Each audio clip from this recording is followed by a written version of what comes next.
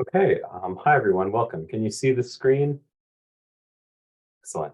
I think we can go ahead and get started. Hi, my name is Ben Hansberry. I'm the Associate Director for Graduate Student Teaching at the MIT Teaching and Learning Lab. Part of that job is that I direct the Teaching Development Fellows Network. In this session, I am going to be talking a little bit about the program itself, as well as the application process, how to craft a strong application to be a TDF. We've got a presentation by a current TDF to talk about sort of from his perspective, what it's like to participate in a program like this. And then to answer any questions that you guys have, either about the program itself or the application process or anything like that. There'll be a couple of sort of breaks to answer questions. You can certainly sort of get to those moments, ask your questions just by raising your hand and unmuting yourself or dropping them in the chat. But I've also set up a Slido, which you can access at slido.com/3540029. And that's beneficial because it can let people sort of upvote questions so that the questions that people are most interested in get answered. One final thing is if you could add your course number to the beginning of your name, just so that we can see a little bit of what kind of diversity we have in the room with us today. So with that, I'd like to get started. So the Teaching Development Fellows Network is a program that's designed to provide relevant department-specific training and professional development workshops in teaching and learning that are sort of situated in their departments. The program was launched back in January of 2019 with just 6 fellows, but we've grown a lot in the intervening years. Right now we have 20 fellows that are serving 18 different departments with 2 fellows at large. So that means that the fellows address some kind of institute-wide group or some larger project and aren't specifically focused in their departments, but we've sort of grown over time.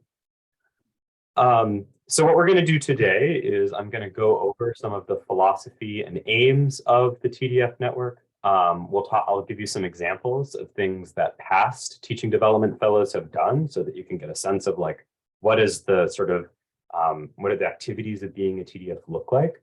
We'll have a presentation from 2 of our current fellows. Then we'll have a brief Q&A break for any questions that you have about the program. And then we'll talk a little bit about some more logistics, this expected time commitment, what support is provided for the fellows, what the application process looks like, and then we'll have another Q&A break. So the first Q&A break is really for what is this program like? And the second Q&A break is a little bit more details and logistics. So the philosophy of the TDF program has sort of 3 prongs. First, it aims to be interdisciplinary. Second, flexible. And third, to foreground graduate student leadership. And I'd like to unpack these in sort of reverse order. So starting with graduate student leadership, I really believe that graduate students, know the ins and outs of teaching in their disciplines and the needs of their peers in their departments.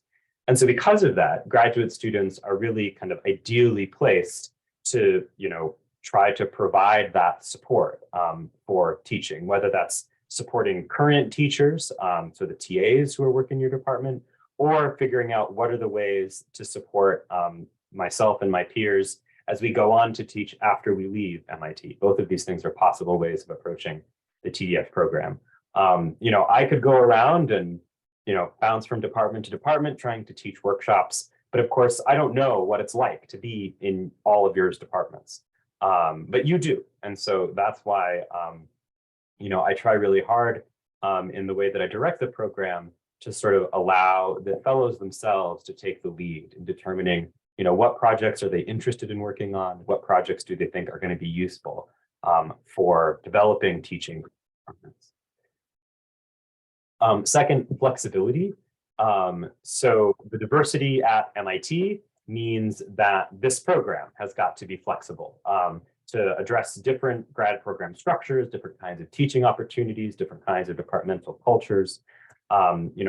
I know that graduate students oftentimes are kind of limited in their perspective because they mostly only ever see graduate students from their own department. But, from where I'm sitting, it's very easy to see, how different the teaching opportunities are from department to department. In some departments in SHAS, graduate students teach most semesters that they're here. And in other departments, graduate students may never teach or TA at all. And so, what kind of needs or what sorts of things are going to support graduate students in those different kinds of contexts? It calls for a lot of flexibility. What is the departmental culture like, or the disciplinary culture?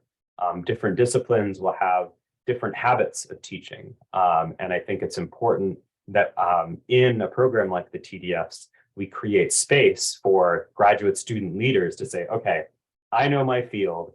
I know what it's like to teach in philosophy, in computer science, in nuclear science and engineering. So I'm going to, make decisions that are going to help to that are going to sort of be most effective for my peers in those situations. And I really strive to make the program such that you have the flexibility to do that. Finally, the philosophy of the program is to be interdisciplinary. So one thing, it allows us to share lessons learned and solve problems across the institute. One aspect of the TDF program are these sort of regular meetings with sort of 5-person subgroups of the entire TDF cohort to sort of present challenges that you're working on. And my very favorite thing, which happens all the time, is someone says, oh, I'm really having trouble figuring out how to, start up, X in my department, a TA handbook, or, get students talking about this, or, a collection of documents or something like that. And someone else in the group will say, oh, well, we have that, and here's how we do it. So we don't have to kind of reinvent the wheel from scratch every single time. But because of the interdisciplinarity of the program, we can share lessons learned, as well as, get a maybe wider sense of what it looks like to teach in higher education, see what teaching is like in a department that's very different from our own. Okay, so with that kind of philosophy of the program in mind, what do TDFs actually do? So in general, each semester and in the sort of IAP and June that follows each semester, fellows develop and implement about 1 to 3 projects. And the goals of these projects are there's these 2 broad goals. One is to disseminate relevant information about the practice of effective evidence-based teaching practice. And the second is to encourage the development of a stronger culture of reflective teaching in each department, to kind of build up a sense that in the department, maybe graduate students talk to each other about teaching instead of always kind of going it alone. 1 to 3 projects, some projects are small, some projects are large, some and because the program is designed to be flexible and encourage graduate student leadership, I really leave it up to fellows to figure out, what do I need to do in my department to advance these 2 goals, dissemination of evidence-based teaching practice and encouraging of a culture of reflective teaching in my department. Some examples of what this has looked like. So I think the traditional thing would be to put together a couple of workshops each semester in your department. So this might be a workshop on how to be an effective mentor, or how to use active learning as a TA if you have fewer UROPs but more TA shifts. How to create an anti-racist classroom if your department is a place where either you feel like people would really benefit from this, or people are really interested in topics in inclusive teaching or anti-racist teaching. In addition to sort of workshops, which are a little bit more didactic, where the fellow is teaching about teaching to their peers, other fellows put on panels. So these are sometimes faculty panels, where faculty members in your department who are kind of recognized to be thoughtful teachers get together and maybe respond to questions from graduate students. Peer panels, where you get together maybe more senior graduate students who are TAs, and they can talk about what it's like to TA in the department for younger graduate students who might become TAs soon. Or another thing that has caught on recently are alumni panels. So getting together, and this is, facilitated by the sort of access that we all have to things like Zoom and other sorts of remote meeting apps, where you get together alumni from your department to who have different kinds of teaching related jobs to talk about, okay, how did I transition from being a grad student at MIT to working at a small liberal arts college, to working at a community college, to being a teaching professor at a research institution. Because I think sometimes it's difficult for us to get a sense of what those different career paths might look like from the faculty who oversee us, who of course are primarily researchers if they're at MIT more so than teachers. In the name of developing a kind of culture of reflective teaching, sometimes TDFs have put together peer teaching or teaching observation programs. So sometimes folks design like teaching triangles where grad students who are currently TAing sort of all say, okay, I'm gonna go observe these other two graduate student teachers once over the course of the semester, and then we'll get together at the end. And the TDF, instead of being a sort of facilitator, is more of a coordinator to, again, build that culture of reflection. In the past couple of years, TDFs have also been organizing teach-off competitions, which are sort of like competitive micro-teaching, where people design like a 10-minute lesson on some topic of their choice, and then a bunch of people will teach on different topics and then receive feedback and usually sort of assessed according to some rubric. But really, these are great opportunities to sort of see a bunch of people teach different things, to practice teaching something that's new to you. I just judged one of these teach-up competitions on Monday, and they're always a lot of fun. So sometimes TDFs have also spent their time developing resources. So instead of like holding an event, working on a TA handbook or some collection of documents that are going to support what TAs do in the maybe most common classes to TA. An email newsletter is also an example of a resource that was developed that were sort of like relevant teaching and learning related advice was circulated at sort of the right time in a semester.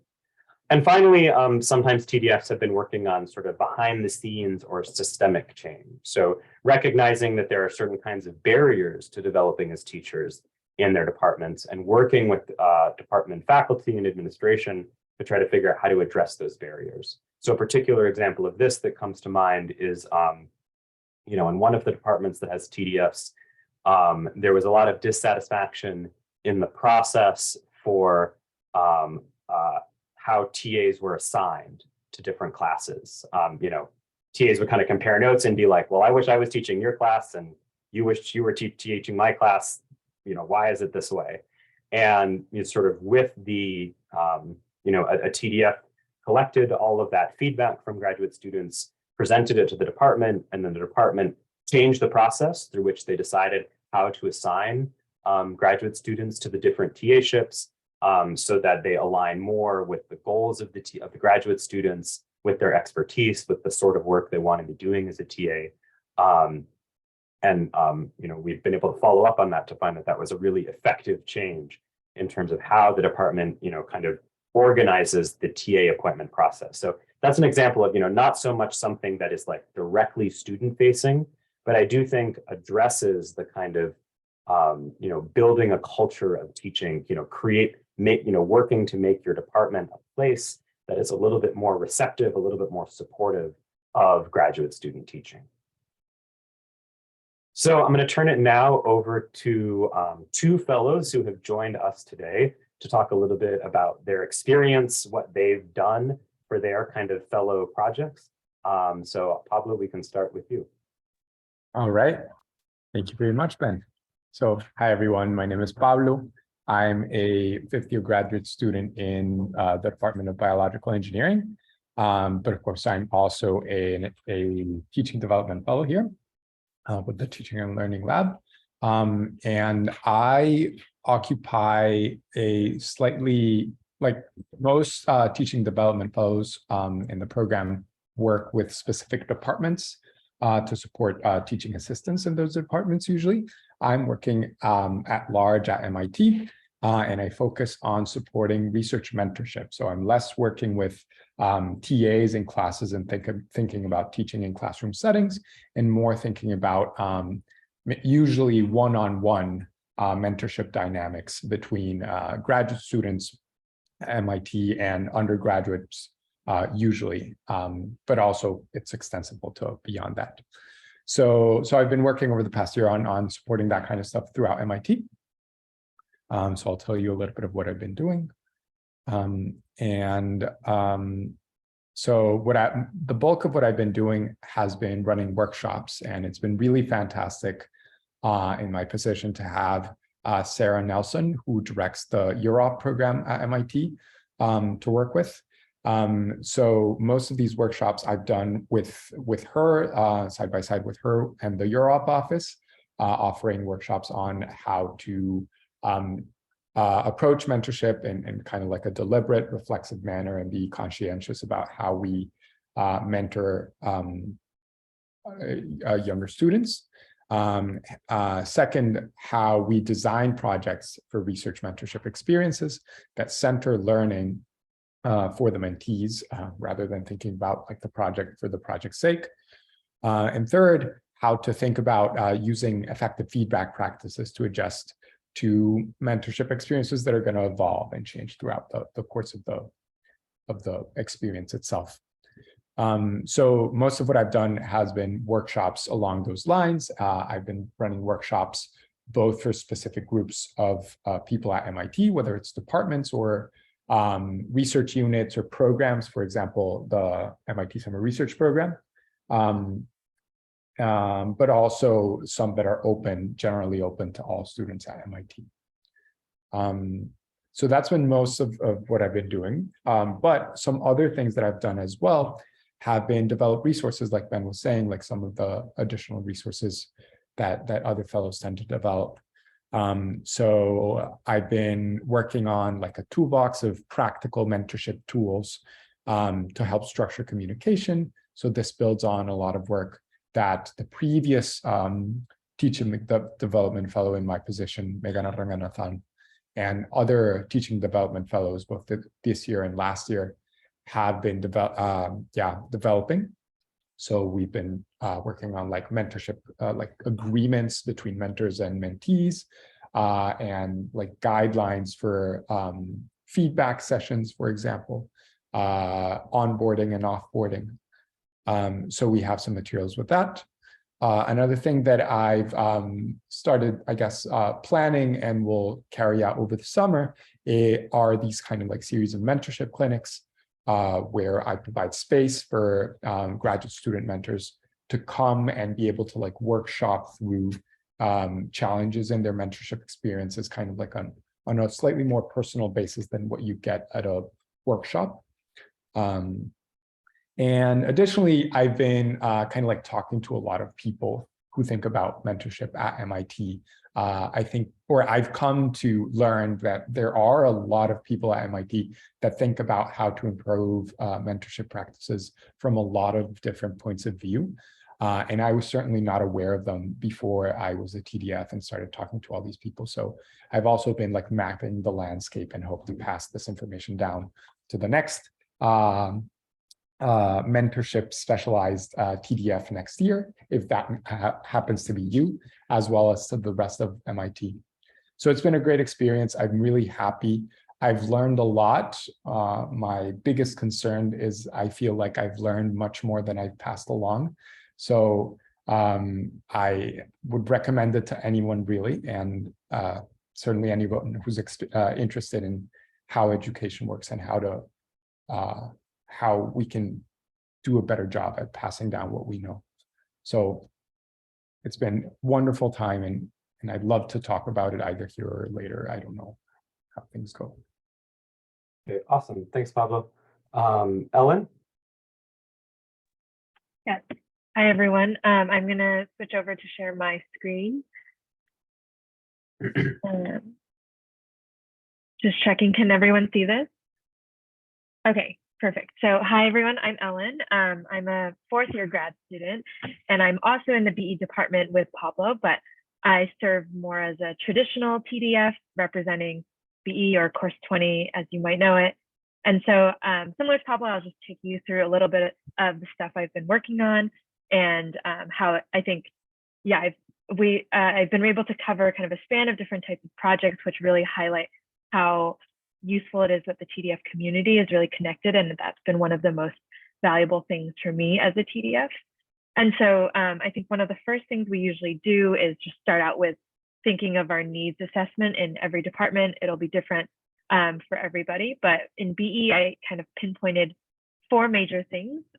So one, on the policies and guidelines side, we are not the department Ben mentioned, but we also have a TA assignment process that is not the most ideal, where it's basically just a multiple choice form, and it doesn't really take into account a TA's prior background or any of their individual teaching goals. So similar to like Ben said, that can lead to people feeling like they have unfulfilling or unnecessarily challenging TA experiences.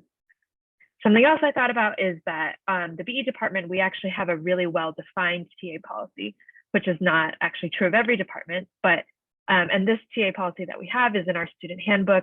It sets out these specific guidelines on the scope of responsibilities that any TA should have, but not all teaching teams actually talk about these guidelines or adhere to them.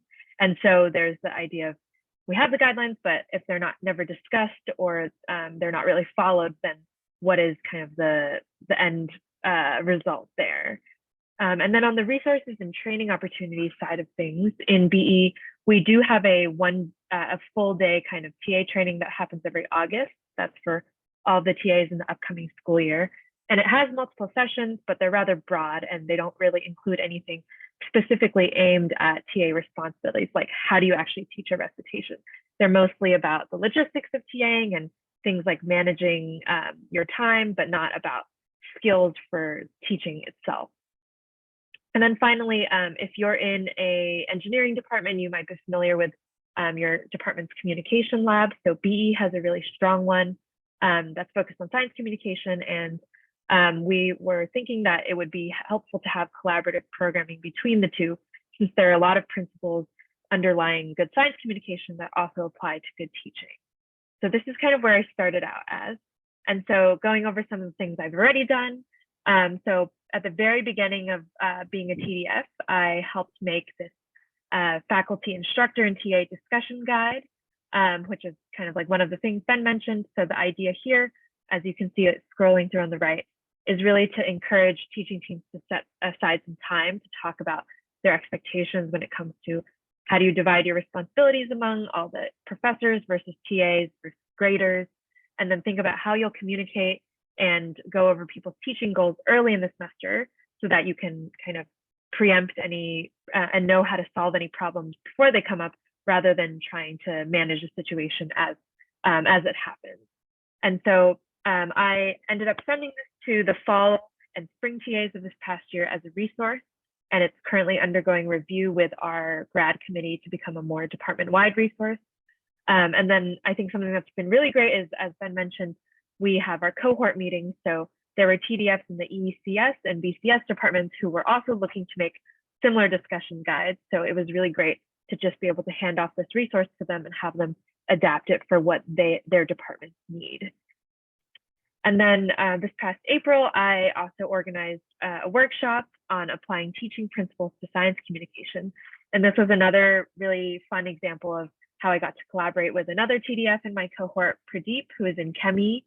And so in this workshop, we were really trying to have our participants think about how you can apply ideas from evidence-based teaching practices to science communication. So it was a very interactive workshop where we had our attendees set some realistic science communication goals and then think about how you can use certain teaching practices to effectively achieve these communication goals.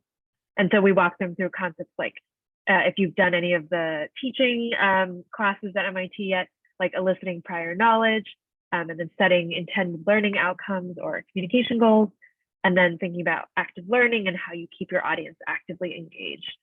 And so this is an example where we were able to have 14 people attending across from our two departments of BE and Chemie. And we also had several other facilitators, including Pablo, who were able to help with these small role-playing scenarios where people actually got to work through a specific science communication setting.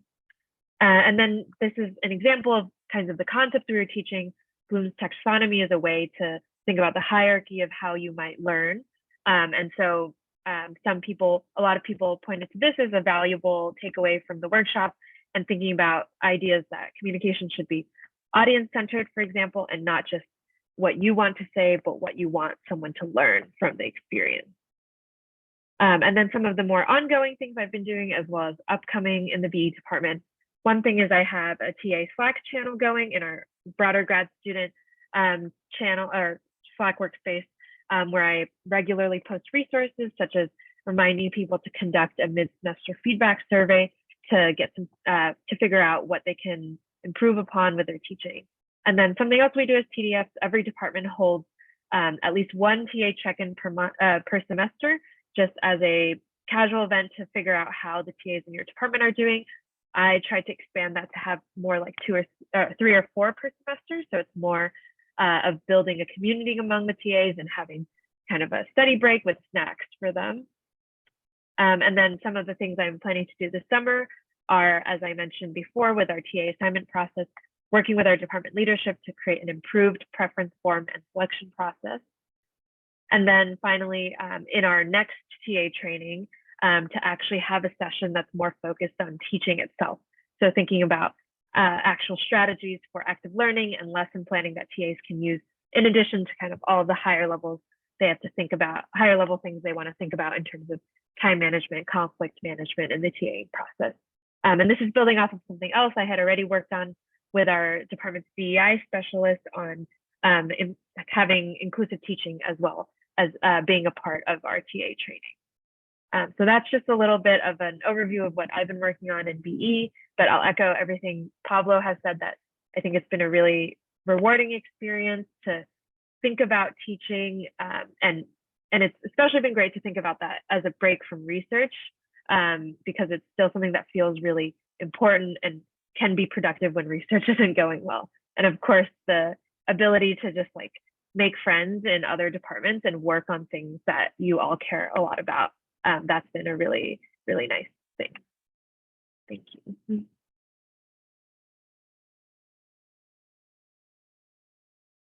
Great, thanks, Ellen. So before we move on to the next sort of chunk of my presentation, I wanted to open up some time for questions. It doesn't look like anybody has submitted anything to the Slido, but if anybody wants to just raise their hand or unmute themselves and ask either a question to me about the program in general, or to Ellen or Pablo about their experience, there's a little bit of time for that now.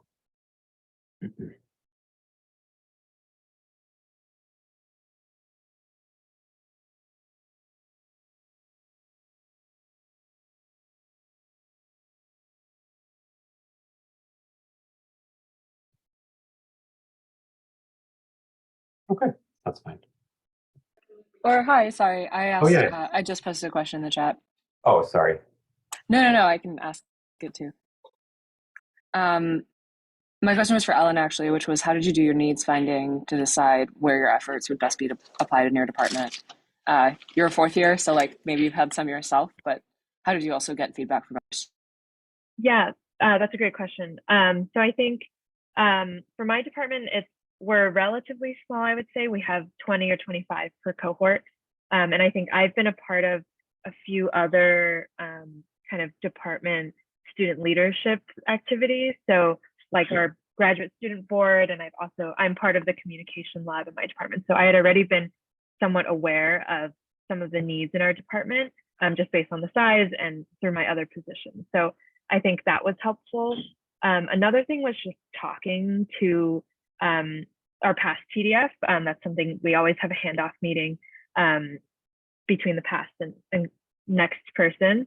And then you also have a faculty advocate that you work with, which is usually a professor or other staff member in the department who, generally speaking, is the same person between years. So they have some kind of institutional memory of what teaching looks like in the department, and they can also give you some kind of way of figuring out what is important to focus on as a TDF. Yeah. Do you have any, let me know if you have any more specific questions. No, that makes sense. Thank you. I can build on what Ellen said too. To say that sometimes TDFs have done more like surveys. So like in like gigantic departments, like or six, I think in the place where having a survey is a little bit more effective of a method, because you can get you can give it to a lot more people. The other thing is that Ellen referred to in her talk the TA check-ins. This is an event that all TDFs are highly encouraged to sort of hold. And it's basically like kind of like a TA office hours type meeting, is usually the way that I think about it. That happens at the beginning of the semester. And one of the reasons for holding that is to try to surface like, okay, this year's group of TAs, what are they concerned about? And that can be another way of identifying some of those needs, in addition to sort of consulting your own experience. Any other questions? Thanks, Jess.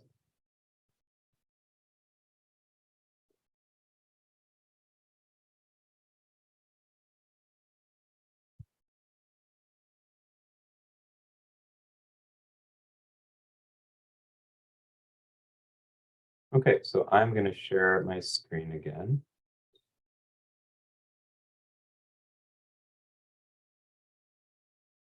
Can you see the time commitment and support slide?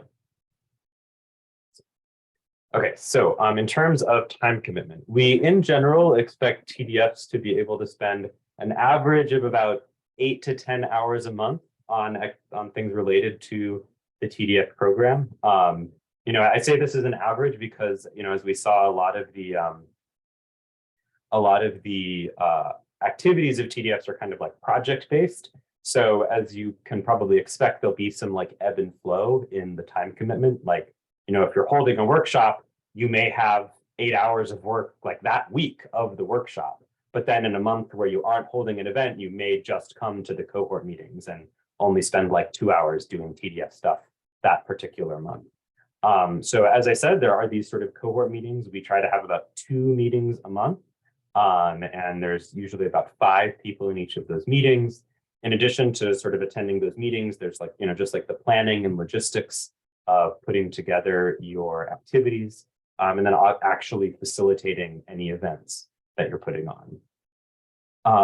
In terms of the support for TDFs, on the financial support side, TDFs are supported by some fellowship, sort of like an additional fellowship funding from their departments. So this would be in addition to your regular TA-ship, RA-ship, or fellowship that's distributed in August, January, and June. And the total combined is $2,100. So it's usually about $700 in August, $700 in IAP, and $700 in June.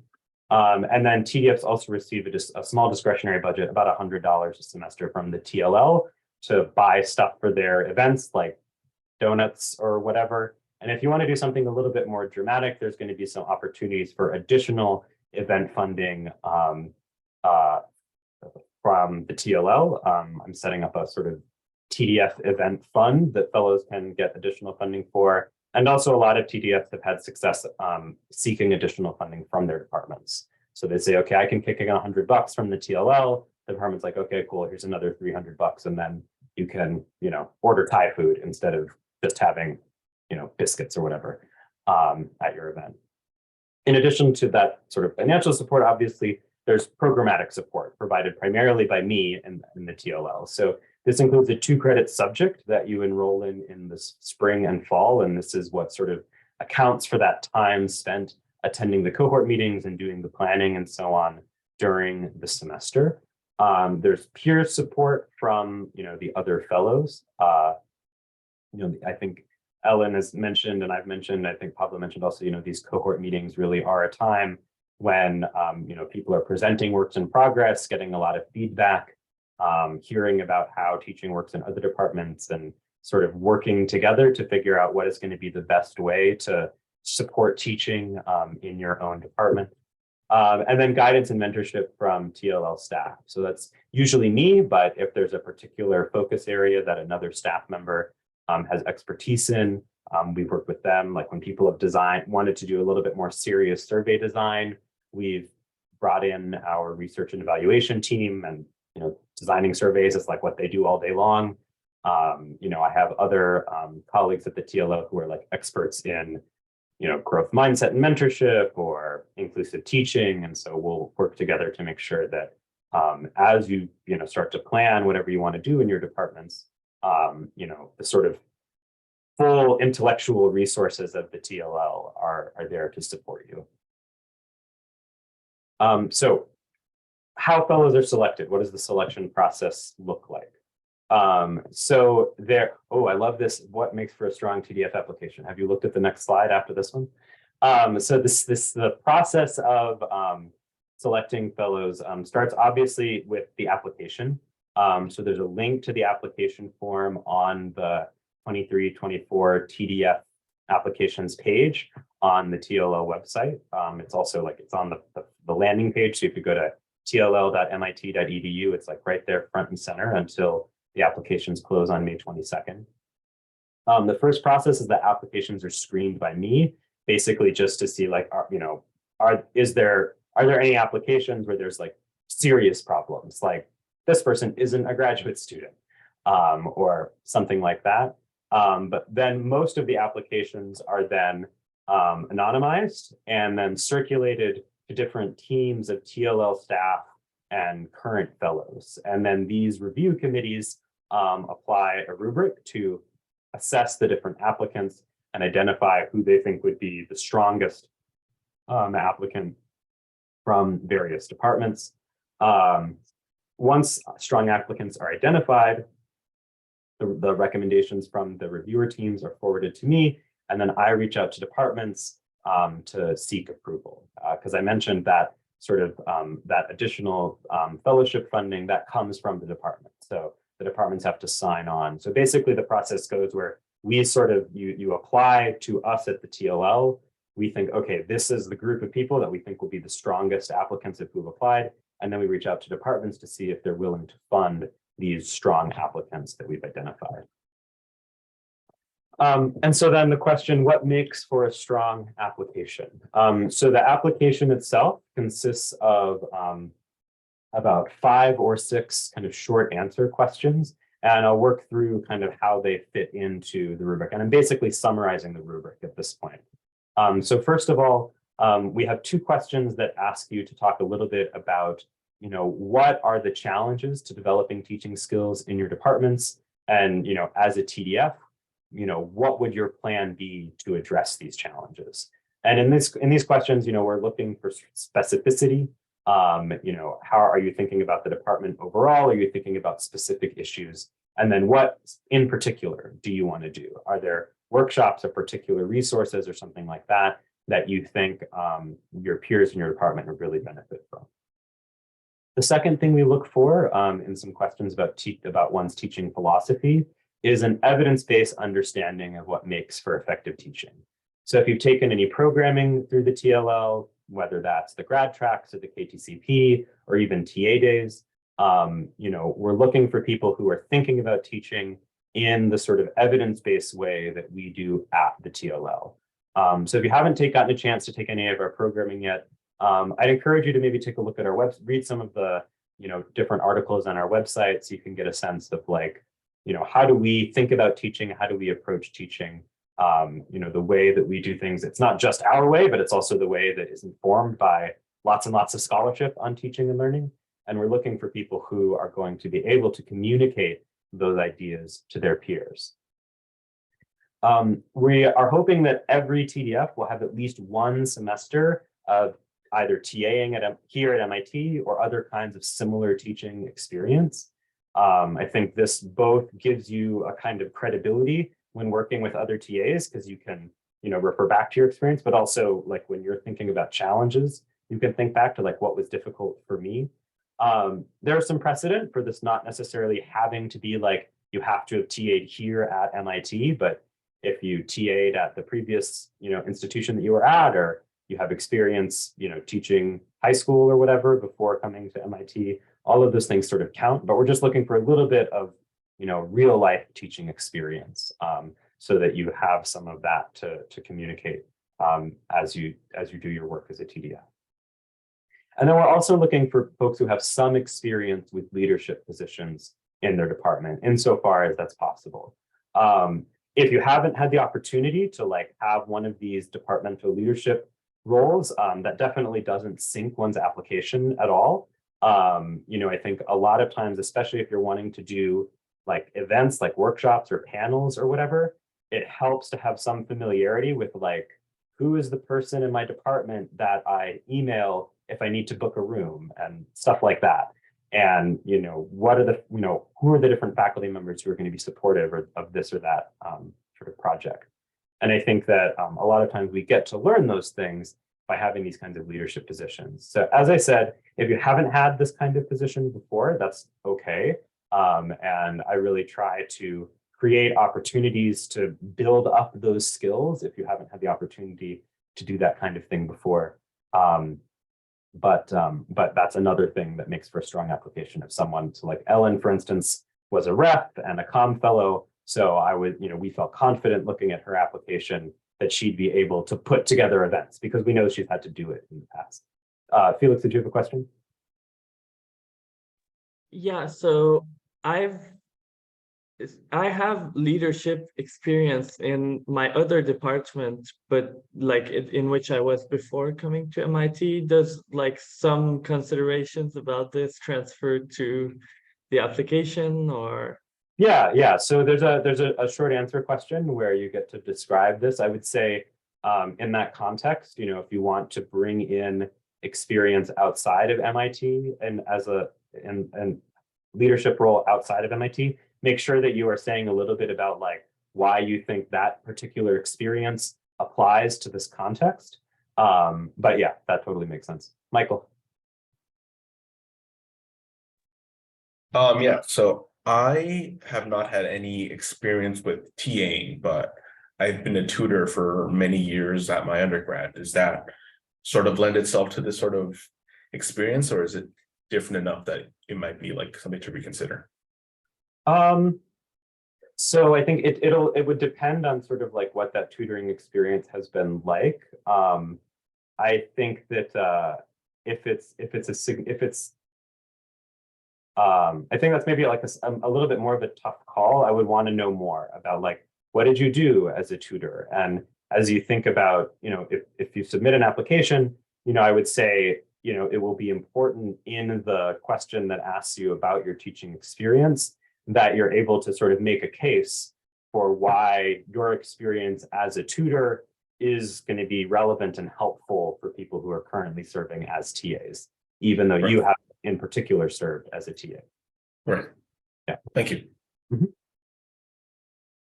And so the last thing in the application process that I wanted to talk about is you may want to think about the possibility of identifying an at-large topic or position.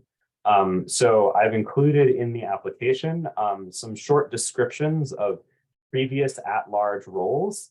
So the one sort of difference is that, so whereas Ellen, for instance, is the TDF for biological engineering, the additional fellowship support for her comes from her department.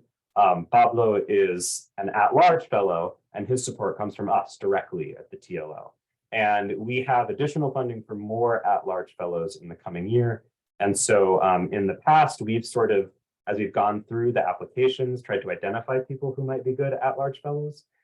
This year, we are wanting to make it a little bit more, or open it up a little bit more and let people self-select or indicate if that's something they might also be interested in.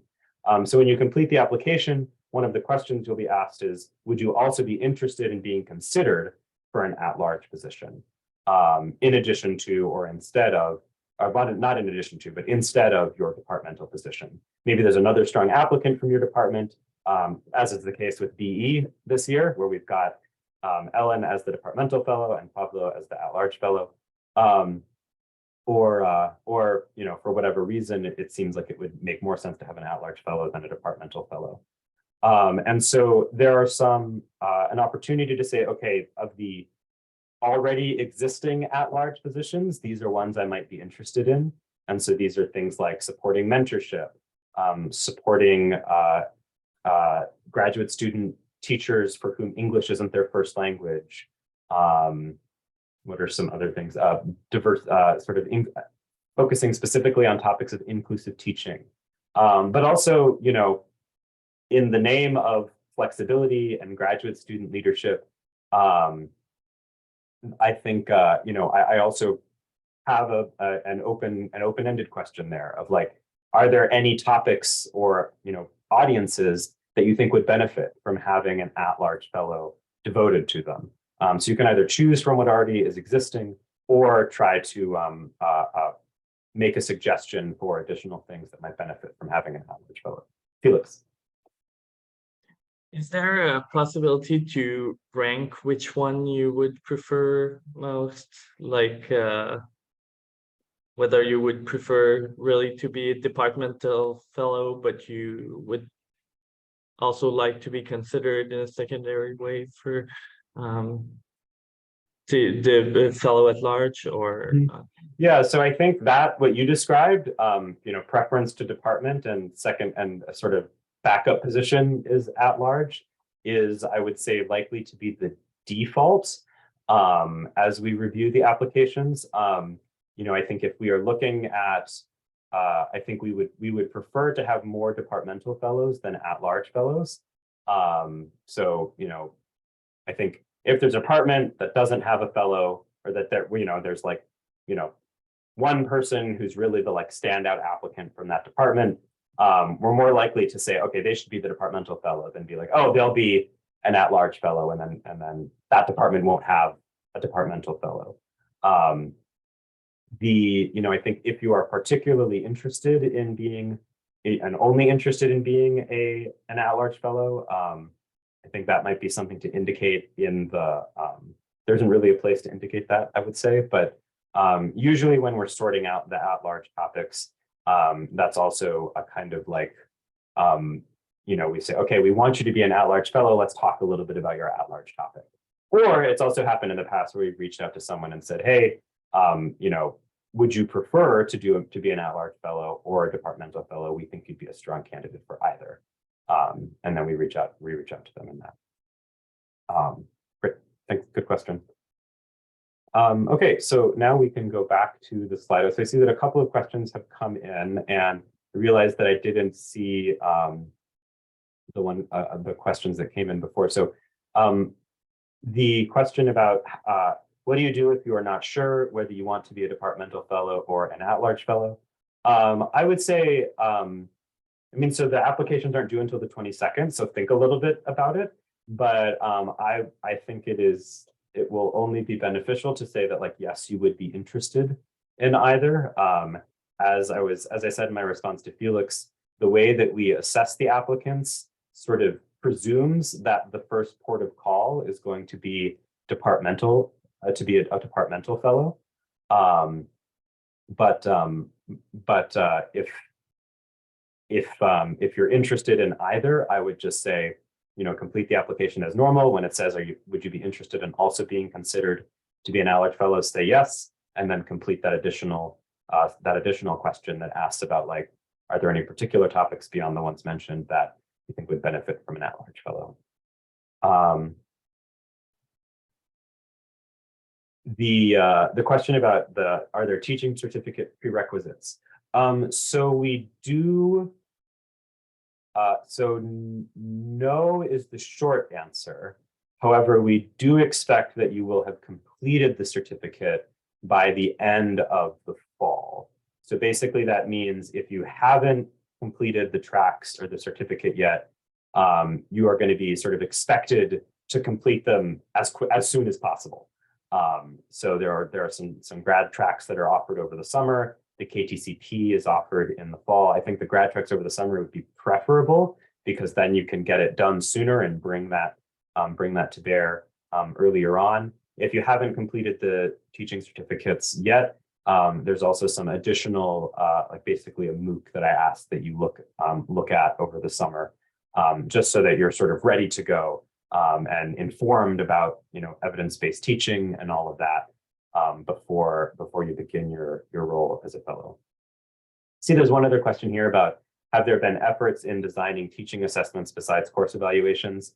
I mean, like in the world or at MIT, I think yes, but I think that tends to be something that happens not so much at the TDF level, because now we're talking about like faculty evaluations and stuff. And once we get into that level, faculty committees need to be involved and stuff like that. But actually my boss, Janet, the director of the center, she's on a committee called that studies like the faculty contribution to teaching or something like that. And one of her main goals on that committee is to decrease the impact or the importance of course evaluations and bring other kinds of assessing of teaching like peer observation and things like that to the fore.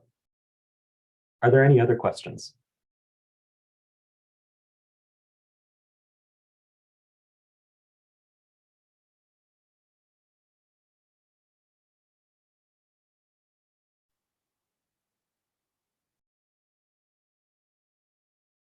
Okay, great. Well, thank you everyone for joining us this afternoon.